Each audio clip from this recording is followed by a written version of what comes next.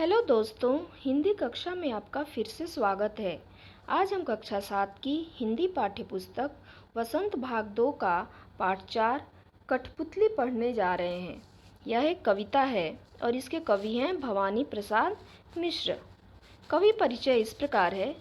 भवानी प्रसाद मिश्र का जन्म गांव टिगरिया, तहसील सिवनी, मालवा, जिला होशंगाबाद, मध्य प्रदेश में 29 मार्च 1913 को हुआ था। उन्होंने हिंदी, अंग्रेजी और संस्कृत विषय लेकर बीए पास किया। गांधी दर्शन का प्रभाव तथा उसकी झलक उनकी कविताओं में साफ देखी जा सकती है। अर्थात जो इनकी कविताएं थीं वो गांधी दर्शन से प्रेरित थीं। प्यार से लोग इन्हें भवानी भाई कहकर संबोधित किया करते थे। भवानी भाई को 1972 में उनकी कृति बुनी हुई रस्सी पर साहित्य अकादमी पुरस्कार मिला। 1981-82 में उत्तर प्रदेश हिंदी संस्थान का साहित्यकार सम्मान दिया गया तथा 1983 में उन्हें मध्य प्रदेश शासन के शिखर सम्मान से अलंकृत किया गया। इनकी प्रमुख कृतियाँ इस प्रकार हैं: गीत फरोश, चकित है दुख, गांधी पंचशती, बुनी हुई रस्सी, खुशबू के शिलालेख, त्रिकाल संध्या, व्यक्तिगत, परिवर्तन जिए, तुम आते हो, इदम नमम, शरीर कविता, फसलें और फूल, मानसरोवर दिन, संप्रति, अंधेरी कविताएं, तूस की आग, कालजयी, अनाम, नीली रेखा तक और सन्नाटा इनके प्रमुख कविता संग्रह हैं। तुकों के खेल इनकी एक बाल कविता है। जिन्होंने मुझे रचा यह एक संस्मरण है। कुछ नीति कुछ राजनीति यह एक प्रसिद्ध निबंध संग्रह है। तो कविता शुरू करते हैं। कविता का शीर्षक है कठपुतली। कठपुतली का अर्थ होता है किसी लकड़ी या कपड़े से बनी गुड़िया। इन गुड्डे या गुड़ियों के पैरों में या अंगों में धागा बांधकर रंगमंच पर नाटकीय खेल दिखाया जाता है। यह भारत के अलावा विदेशों में भी बहुत प्रसिद्ध है। पुराने ज़माने में यह मनोरंजन का प्रमुख साधन हुआ करता था। कवि ने इस कविता में धागे में बंधी हुई कठपुतलियों के मनोदशा को व्यक्त किया है। तो कवि लिखता है, कठपुतली गुस्से से उबली, बोली ये धागे क्यों हैं मेरे पीछे आगे, इन्हें तोड़ दो, मुझे मेरे पाँवों पर छोड़ दो।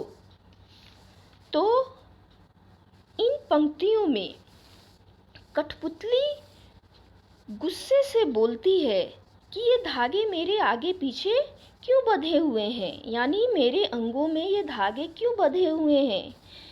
इन धागों को तोड़ दो, मैं इनसे स्वतंत्र होना चाहती हूँ, मैं अपने पैरों पर खड़ा होना चाहती हूँ।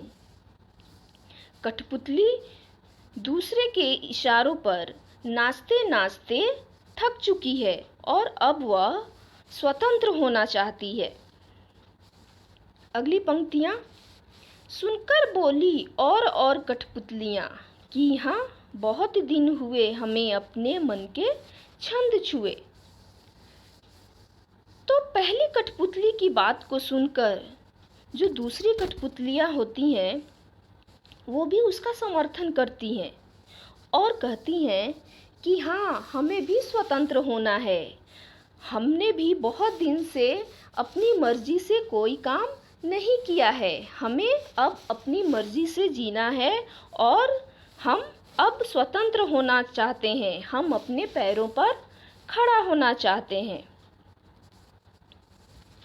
आखिरी पंक्तियाँ, मगर पहली कठपुतली सोचने लगी, ये कैसी इच्छा मेरे मन में जगी। कविता की अंतिम पंक्तियों में कवि ने पहली कठपुतली के असमंजस को बताया है। इन पंक्तियों में पहली कठपुतली सोचती है कि ये मेरे मन में कैसी इच्छा जग गई, ये मेरे मन में कैसी इच्छा जग गई, क्या ये सही है।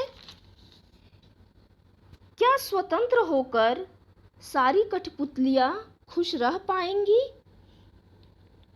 और वह दुविधा में पड़ जाती है कि जो सोच रही है वो सही है या नहीं, और उसके इस फैसले से बाकी कठपुतलियाँ भी खुश रह पाएंगी या नहीं। तो अंतिम पंक्तियाँ पहली कठपुतली के इन्हीं मनोभावों को बताती है। धन्यवाद।